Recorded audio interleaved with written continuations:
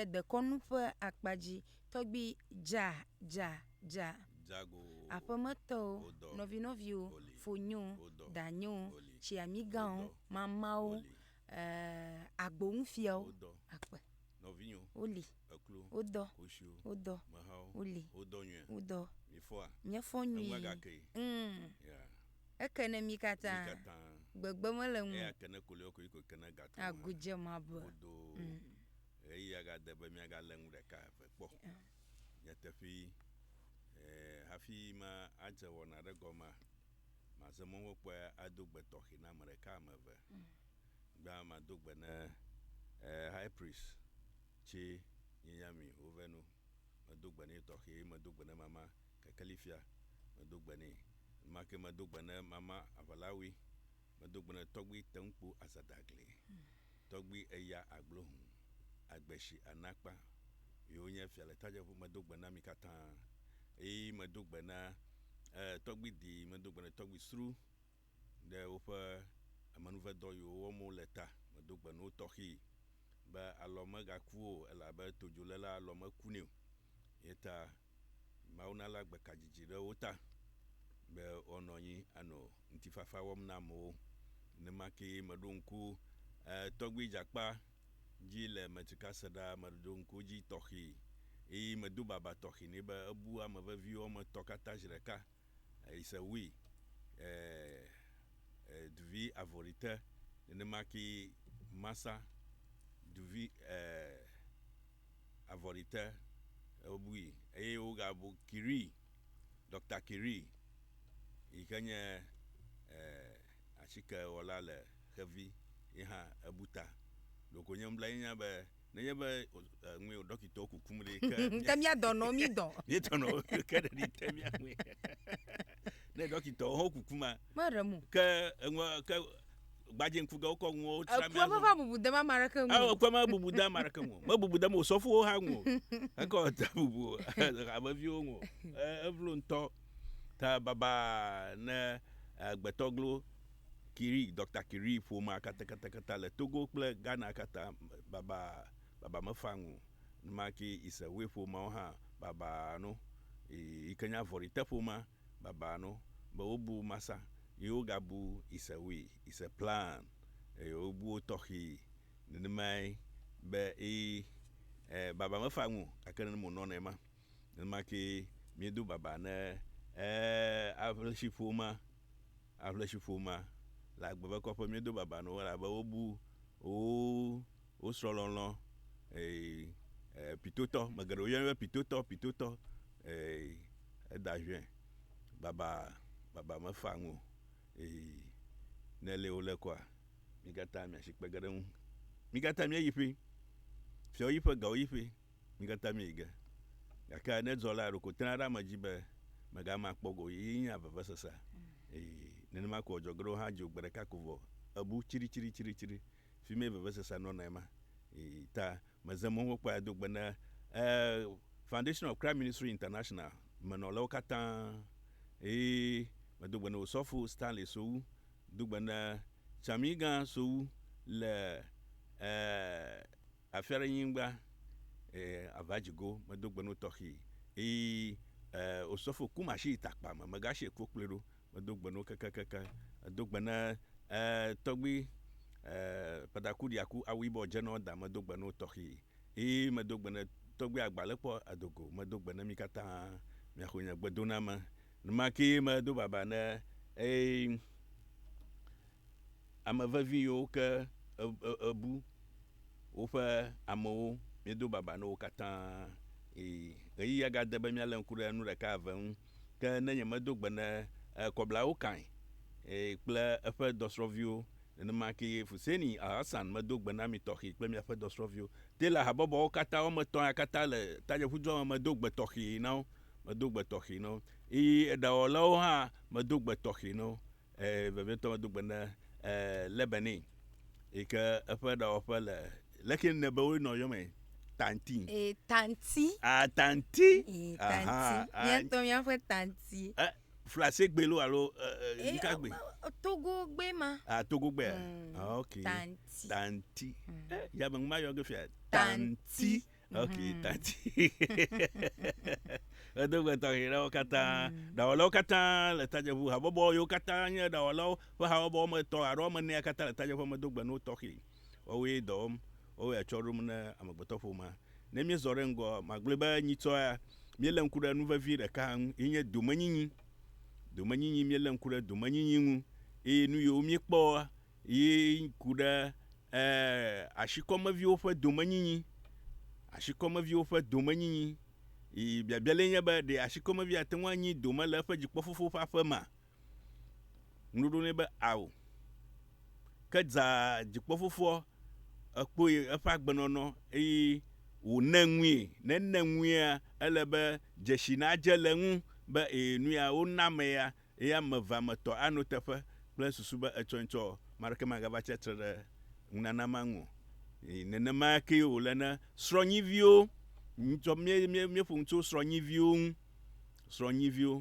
eye srɔ̃nyiviwo ƒe domenyiƒe le wo fofo ƒe aƒe me menye le srɔ̃nyiƒe me o eye míegblɔ ne zi geɖe be srɔ̃nyivi yi ke do ta ɖa wo dzini gake srɔ̃nyivi yi ke etɔ tɔtua wofia tɔƒe woɖo nɛ ɖe etɔƒe alo fofoa ƒe aƒe me elabe fi mae eƒe domenyinyi le míaʋawoa etɔ ŋu míeɖuna meɖua nɔ ŋu etɔ ŋu míeɖuna eblewo hã wo be enɔ ŋu yiwo ɖuna gake fifia eveve me ne wo ko abe atsa ene ta fifia wo tɔtrɔm le wotɔ yome va mía yome tsim nenem wòle ma abe le wo dea nenye be ame aɖe kua srɔ̃nyiwo va xɔna amea ƒe domenyinyi yi ke wova nyana amea ƒe viwo kple srɔ̃wo le aƒe me yi ke menye nyuitɔe ma o eta wo hã wo gbagba dzem be yewoa atrɔ ɖe eʋewo tɔ dzi míado gbe ɖa be woatrɔ ɖe dzi ne wòanyo na mí katã nenemae ne srɔ̃nyivi lia wone ŋuia ele be dzesi nano ŋu menye be srɔ̃nyivi ɖɔfia ŋlɔm kɔ evɔ fi ma zu tɔ wòva nɔ shitɔm akɔ le dzidzime aɖewo ŋɔli be fi ma yetɔe eye ne woe de ne tsa menye wò domeɖuƒe mo ya ta ele be srɔ̃nyiviwo woase nu yawo gɔme eye megblĩ be ele be srɔ̃nyiviwo nye amevevi srɔ̃nyiviwo nye ameveviwo elabe le blema wowo lena dzrana kɔ xa ehlɔ̃fe wowo kɔna xa ehlɔ̃fe hã nenema ke le ɖoɖoa ŋu ne wofia ɖom hã wowo kɔna agbotae elabe agbota nye mɔɖela ne efiaƒomea ta srɔ̃nyiviwo kɔna kɔ ɖo agbotae ne mole ma gake nu yi me dzi be made dzesi fia nye be ŋkɔ ɖeke meli woyɔna be tɔgbi agbota o ŋkɔ ɖeke meli o wogblɔna be tɔgbi agbota awo agbota kɔdzovi agbota awunɔ agbota sodoke nenema wòle ma gake tɔgbi agbota meli o gblɔna o meli o nenye be agbota wo tɔgbi yɔnɛ tɔgbia tɔ tso ŋka yɔnɛ tɔgbi yawo yɔ be tɔgbi ta agbota wo meyɔ be tɔgbi o eye nenema ke zikpitɔ hã wo meyɔnɛ be tɔgbi o zikpitɔ menye tɔgbi o nyo nenema wòle ma zikpitɔ kɔdzovi zikpitɔ kɔblavi zikpitɔ kɔkuvi zikpitɔ kɔmivi nenema wòle ma womagblɔ be tɔgbi zikpitɔ o tɔgbi zikpitɔ meli o yɔna o nenema ke tɔgbi agbota hã meli o yɔna o ne mege ɖe wɔnawo dzia egba nu yi ŋu mie ŋku le ge ɖoe nye amedede avexɔ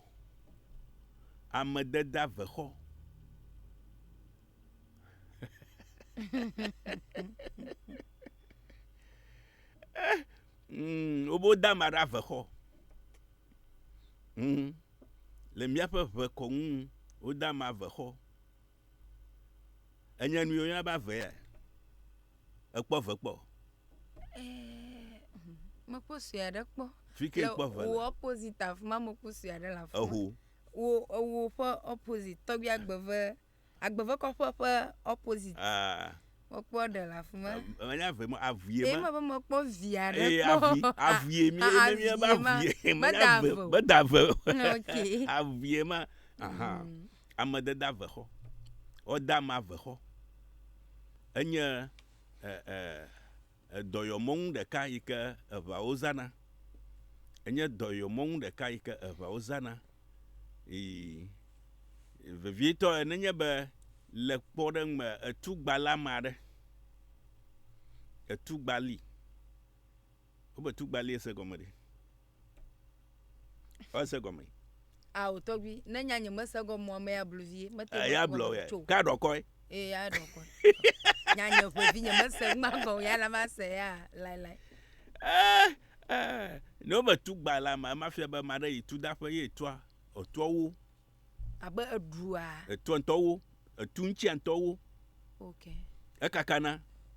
Gakpoa kakana. Aƒo ɖe ama nyuie fine. Gakpoa kakana. Okay. Yo gblɔna be etua gba la ma. Etua gba li. Okay. Yes. Ale be ne be wodzɔ ne ma le ʋawo ƒe kɔnyinyi ŋua emɔli wo tona ye woyɔ dɔ nenem ƒe mema. Nenema ke ne wo de tua ma ɖe ye ama me tsi tua ŋu. Tukpa le lame nea wo de ne avexɔ.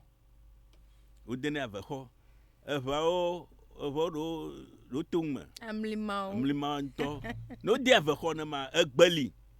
Egbe le gbeƒe yi ke wo tuna akɔ ɖo abidoa ŋu fiwo ke tukpa to ge ɖe lame na ma wokɔ able ŋue kɔ iko tukpawo dona ɖe egbea me. Egba yɔna tukpawo dona lama ƒe lame. Egbe le gbeƒe. Ne me gbɔna ŋtsɔ ma ko ɖe asi ma va fiam. Ne wo ble ne ma kɔ tukpawo dona lama ƒe lame. Age ɖe egbea me. Ko no nya wonu kɔ ke abia ko woaklɔ kɔ evɔ amahaya.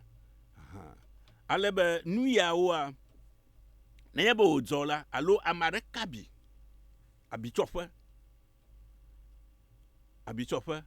Ma ɖe ke abitsɔƒe. Megado suku.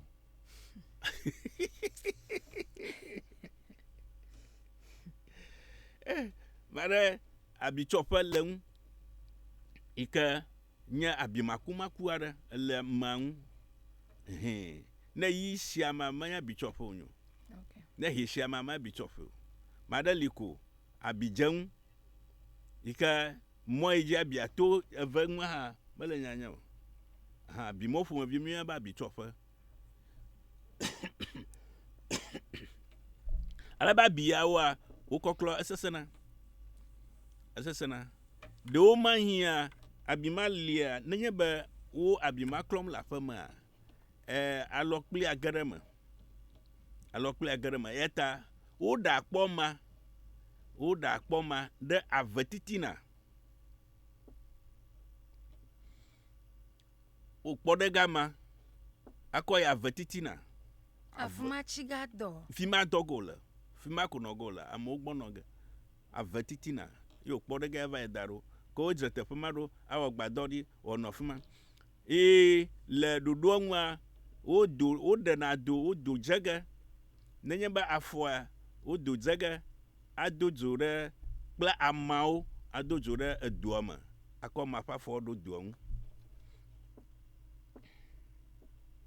Ne le nenema kɔa afɔ eyiyim hafi nava nya ko abiaku. Yes. Na ebe woda ma avexɔ. Nenema ke ne etue gba la ma hã afi ke etua gba le na ma nenye abɔa wo abɔ ma blage kple amatsia. Matsiwo li wo kɔkɔ ga bla abɔ li. Ye wo edo ɖe ga bele megble do ŋgɔ ne ado dzo ɖe me ƒuƒuƒu abɔ nanɔ doa ŋu. Edzoa nanɔ gbɔn vivi. Medzidzo kɔ abia ezu kuku la ku. Nenemae ne etue gba la ma hã emɔmawo dzi wo tona eɖa tukpa le lame na ma. Nenye be ama me tsi tua ŋu. No ba ma tsi tua ŋu egɔme ɖe. Efia be wo da tuya eku. Eku numake. Ma fia be tsi tua ŋu. Ne ma me tsi tua ŋu kɔa godo wo kplɔ ga yi avexɔe. Ale be ne wo va bli kple amatsiwo kɔ tukpawo dodo ge lame na ma. Ya menye hiwo kɔkɔ ga kui abe ekɔdzi wo be no kui no ɖi lo. Awo amatsi egbewo ko tugo le kɔ akɔ bli. Ko hafi nanya ko tukpawo katã do ɖe egbame ko ke fia ekpa va gblenu la ke ko anya bi oklo ne le ne ma ha o da ma avexo amano avexo eta ma do teƒe li fia va nye edu alo nye kɔƒe amewo ɖo ko da ma avexo ale be yi wo haya ha wo medzi be yewodzo ta wo kɔ fi ma va wo kɔƒe ko ewo wo tsi teƒe ko teƒe va zu edu le egbe me nenema wole le míaƒe ʋekɔnyinyiwo me eta ʋekɔnyinyi nye nu vevi aɖe ele be míalé ʋekɔnuwo ɖe asi megblɔ wo be ʋekɔnuwoa wole vovo ne trɔsubɔsubɔwo subɔsubɔ le vovo ne kɔnuwo eta ame yiwo ke nɔ gblɔm be ya nka leke wo nɔ gblɔm leke mi nɔ nyama gblɔm dekɔŋutɔ ye nye amewo be dekɔŋutɔ ye nye dekɔŋutɔ leke mareke dekɔŋua nye ma ɖeke tɔ dekɔŋua menye ma ɖeke tɔ he ya gblɔ me le fia menye subɔsubɔ o menye subɔsubɔ o nyo míaƒe dekɔŋue elabe gawoƒomewo ma ekɔdzi mete ɖe mía ŋu o kɔdzi hafi na yi kɔdzia awo esese abe le tadzeƒu afia afɔmɔ koe li ʋu kekekeke va do ɖe dzodzevɔ dzodza kɔdzi meli o eʋu kɔdzi meli o keke gɛ hafi ne kɔdzi kpɔ ge le lekewo ma kɔga kɔ yi ŋuia ɖo lege ɖe ta hafi akɔ yia menye gbe yi ke kɔdzi va bɔ ɖe kɔƒe ɖe sia ɖe mo ema yia kɔdzi meli o ta nenye be wòdzɔ nenema kɔ metsitsiwo wonya ma ta wogena ɖe wokplɔ ma yi avexɔe ne woda ma avexɔ ɖe ma kɔ dɔyɔ va nana ma ke ama kpɔ hayahaya ne mo le ma ta eme nye avexɔ amedede avexɔ wòle be míanyi egbea meli o gakea ele be míanye ŋutsoŋu míanye nuitutu nya amedede avexɔ le woda ma avexɔe ye nui dzɔna hafi woda ma avexɔ ele be míanye yi ke mía viwo hã wonya be nane li nenema elabe numawo ƒe manyamanya ewoe be míeva bu ne be taflatsi ne ame aɖe ku le mu hã nu ke wɔna etsa menye nu yi koa egbe ko fana na ma nenye nui ko pro edzivi egbeli wo fafa ge no na nu nenye nu ya ko dzige fly no ma wo gbave no ne efofo wo ntɔ na dzi pro yo egbe ko fa go le no ne nui ko make ko evo ntɔ yinenya kovo sho edo egbe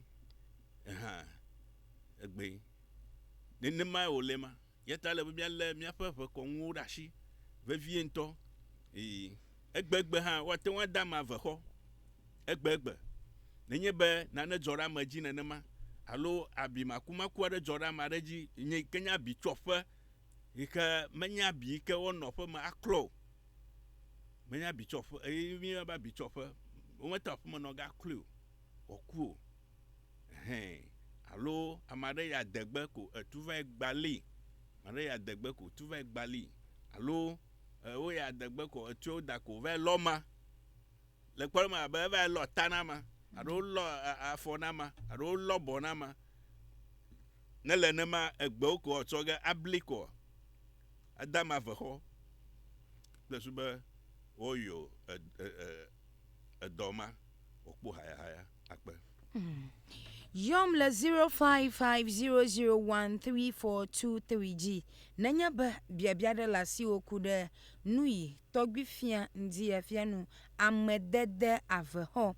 Ye nye tanya yi togbi COVID le ndi atome gawo miniti aton ye popom le miapo do pa la fine yo a to we na do ago ma hoda pa na nyiba ne togbi hafi biabia yi la si wana bia 0550013423 0550013423 Novi Gbanto Lafi Wezo ya mara kuku mazoro mianchi madogo nami ya mara kuku nyagaru banyia manye bana togbi ndia okay togbi bangu yoku togbi fia agroba togbi na no gbelo mi agbo amen Tobina da gbogbo no gbere mi agbo. Amen. Tabangu yora kama gale gana afia na kwa ma rekuku ano nya ya ukata gblana o. Agbegbe fia ma do la tofolo la fi doji. Na onyo nto na kwa gboma papla de mi na kwa chaka na da na du ha obe samarum. Nkata na kwa de mi papla gboma na chaka na da bi ka nuru ta samarum. Wala mi abla le jika kaka ma gbe toto ton la oba de ko ngunji. Kaka nye wala ta la nye daruba ya ma gbona be to bi ban fia ta da kama tuna nye baraka gbo. Kana nya ma gode kama na nya bane to ma da bane to gbinto. Ma uso ja Allah na tutu no to gbina no jin nya gbona na ma. Apa na mi amashama kata ma da na mi. Inshallah. Akpa the Vavata 055 001 3423 055 001 3423 Atenuayo abia kude amadede aveho yenye nu itogbi fianji yako edenu gede manami doma hi nana mama kona wo nebe emana kona ya ka yomi le 055001 3423 G055 001 3423 na bia de la si wo kwa ka miepu kapo boazo atenuayo abia 055 001 3423 055 001 3423 ayo wala kwa fia banua ama akona mikata togbi magbovagbo egbe nakia nu ile nye be konji va bo konji va bo yeta awe be wona ma abubu akele be miado nkuji be miafa de konwi ayo nye be mie eva klu yevudo yewe be yevu va de jeshi be mie da shi miafa de konwu yevu va kpu de jeshi be mie da shi miafa amawo numatai wo va ko gbe uchike ko vinami ela be gbe uchike fi na wu gbe uchike le ko amade shade ke na wala fima mega dogo mo ma yevu to ne mi ma la be wo nya be vo to trom de amagbe ohun yo ke o mega yo pachiko ikenya orthodox medicine wo gbokpo mota ele be oto mo sha mo awu gba awe be fifi le fia na gba ro jimfia eta iglaha ka jafi o ko ma wa chikelo fi ma na ba po gba mo le yeta aba magbedo la ona jigede won to wo garden de wo fa apo ma you ka amavuvu le ma la ba ama wo to feli ne mada ku fanyi fifi la fia ama ko fia go le rengo chimani ko amanyo ko ikoji magalengu ko ikoji po malengu ofia mare ngochimena mako evo alo ofia nkuji na mako evo enyo ne molema kaka egbea nukai ne nsuye ko mi ikoji evo dodolia wo menye koji do le poren ma be gbogbo fe do ne gbogbo tu do na mare ya ne ikoji vu ha evetrokuni na drage agbo yeta miafa veko nwo ale mia travel ogbo vieto abe egbeto ikemi glo ikenya amededa veho damara veho ike okpodoyo la veho ma ne fifia de abe etu nyama glo na fia ko glo mi ko ikoje yo na makuge abe yo kpade me lamani awo funya ma egbe le gbefa iko kogo la blete fele ko tukpa o yogele la mani egbe o tukpa o yogele la mani hu ko tukpa o kata odo ne le ne mako abia ko oklo le wona ma menye nu wona le dutofu abele magble dongo ne menye nu wona la famo yata o dama ve ko kplo ma ya vetitina e chofa de avetitina ike o no fima plus gomo se aba amade kema no gboyimo amade kema no gboyimi ike aha lokpli akodare egbo nenema olema yeta ele nami ba miasro nu yo adare miaroki ogbo le miasro nu yo adare miaroki ogbo plus suba echointo nenana awonu ya alo miavi oji miela ha wo ha wonya ba nana likpo yo na banka amede daveho e wanye mo idioto na da ma veho e ona yoko wona la veho me o anye nu ya o kata ko kevo nu shanwa ele no fa Novia de la fi ma hweka wizon Mazo bu na mi. amen Na yi bara tagbu. akpe Lo sin te ve ala kaji. okay To saje fu tagbu. nye likleo Akpa no da kuna tagbu dia de. Ani to fi ti mo galen dia. Ye ba tagbu blo. Ba ye vo se de se ba. Ile ti ba to kora le o fa ti ke vo ya unti. Ta oku ka ba uti ke o do nya domi. E bo. Akaba nya ba nya mara ti na ba gbere no ta fare. Mara ke ma go ti ke radio. Ida ma gbadon ko.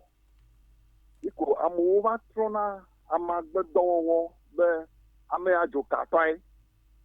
To ka nwo mo le. Ike ta fla ti nya bu ma ti pe nya o gbogbo na ama gbadon la unti.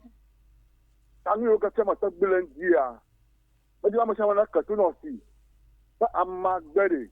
Ni blanto hana ni nya ba ni ama o fa tete. Ya ko gbo ya ko yo doy. Ba ma ada ama gbadon de. Ama gbadon ho mo le ra. Ba bi akpa ma na yi ya o. O na wa gbadiji. Am na o la ma sa. Na fi anu ni.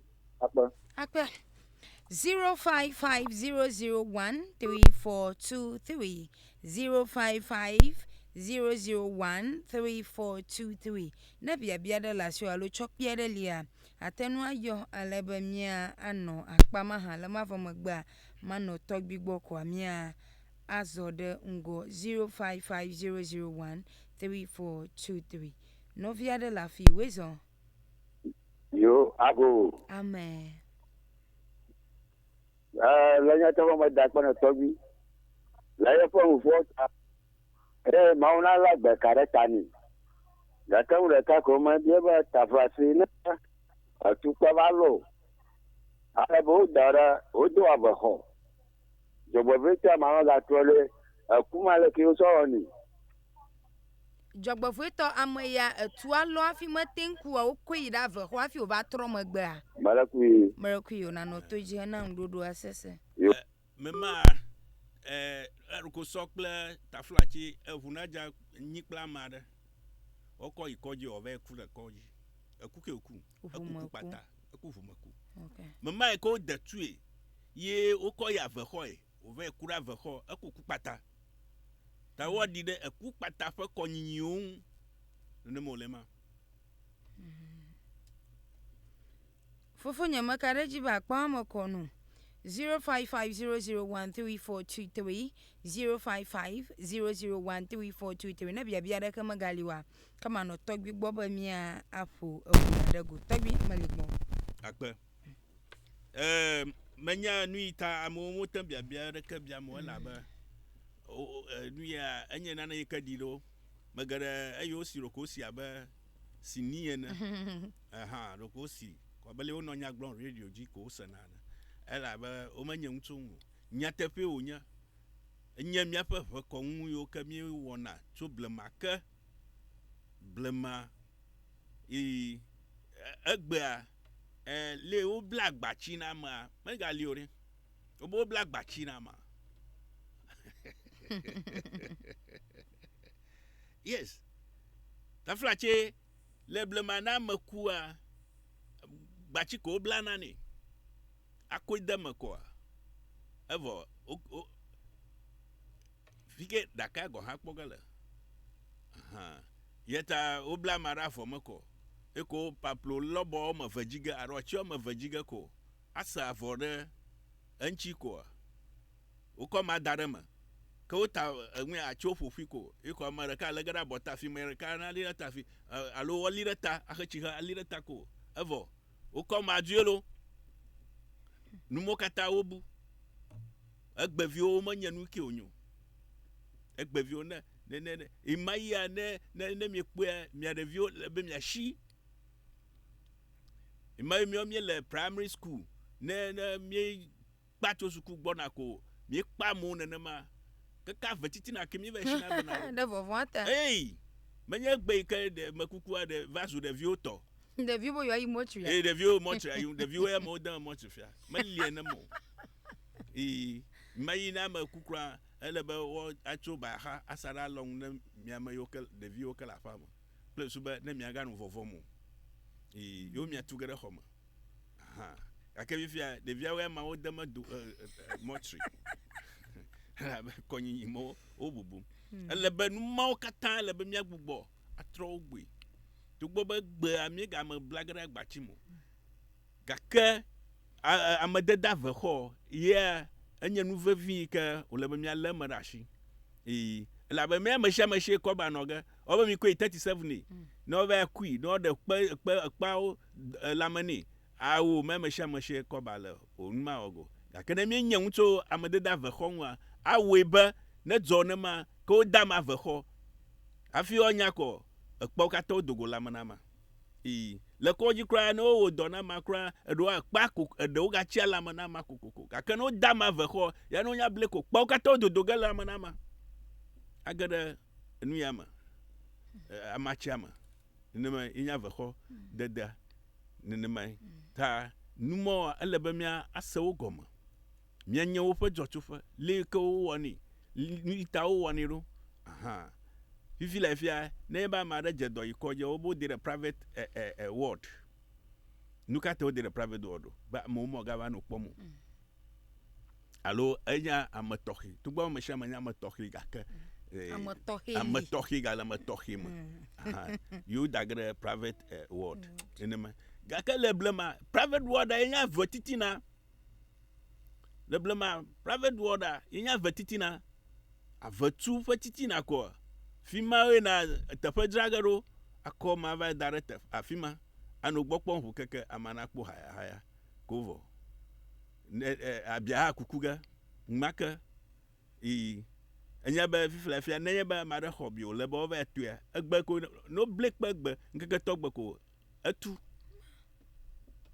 ma ga ke gbiri egba tui dari ga ke egba ne bla ma de na mako be ojo samole ni alakpai mia fefe konwi numawa menye jo na ne ke onyo amagbemo menye jo na ne ke onyo ele mia nya amagbo fe dopo mia nya nuika ole be mia wo nuika mele be mia wo mia nya yo ke kure mia fefe konyinyu vivi akonyinyu obu mi ga konyimulo yeta mi fukpam le khama yana mi fukpam le khama eta na ma de buta ozube medo onwu yo kogodoko no na yo ni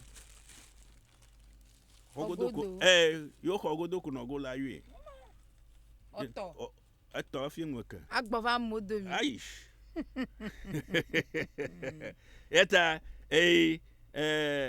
nito firagbe mi ga gere tanya bubu ike mia kuda ba leke mia wa atu mia pepe konyinyo oro mia pepe konwo mia tu oro ba egbevi ha onya ni tutu nya pevi na wo do da maduma wo fo wono na dia fia ba me ya vawe menya adokose gbe onyo vawo nto yonya ne ma akpa yo mieda akpa na togbi agbeve ayim evelia amayiga fianu gadamindia mauna adonu sembe wayi kaya ojinami kamia mayu kata etodo mafi this very topic azu yeye nami ewe ba bia omatin va ha ayina sikwa na machichara la pa ma biebu ba ave ho enya nka ka gada knowledge abubu ko pe ya togbi fia kwa kamia chichim de eji heyim de ngwe magawo minute blava yepopom la fi ma hondo mo chocho piare na mo gba madasi le monu na DJ Dana Boy wa kplo mi va sede gavieve. This is a